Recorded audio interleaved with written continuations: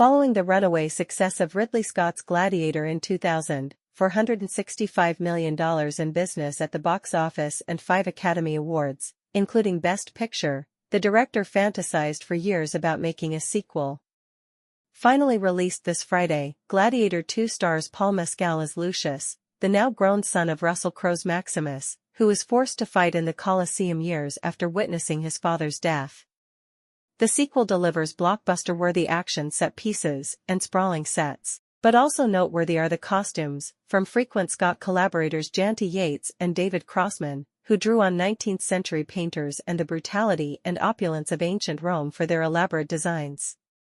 It was a huge, epic to-do, I mean, literally an epic, Yates, who won an Oscar for her work on the first Gladiator, tells Vogue. It was an enormous task. Crossman, a specialist in military costumes who recently worked with Yates on Scott's Napoleon, agrees, "There's not much fun in producing mass armor," he says.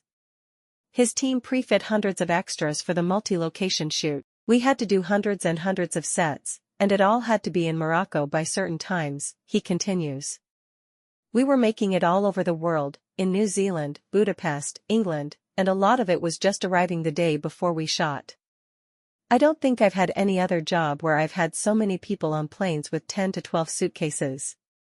Crossman also oversaw the battle gear for both Lucius and Pedro Pascal's General Acacius, which proved more complicated than expected. After saying early on that he wasn't interested in transforming his body for the film, Mescal later changed course, bulking up ahead of the shoot.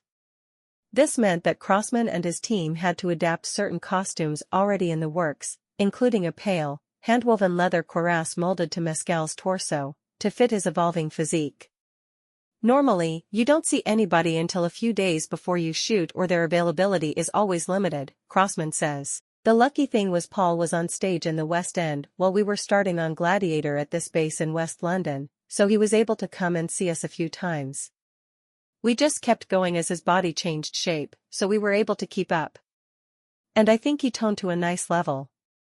It wasn't too much, and it was enough, wasn't it?" Indeed, Mescal's legs, an ongoing internet obsession, are on particular display in the film. There's always the conversation in Gladiator films of, "How long are we going to make the skirts? How much knee are we going to see?" says Crossman, who used leg wraps to prevent the thigh-length leather skirts from being overly revealing in an action context. "We are always in the camp that likes a bit of leg." That said, Crossman notes, if you did real Roman to the book, you wouldn't have anything on the legs and arms. They'd be completely bare.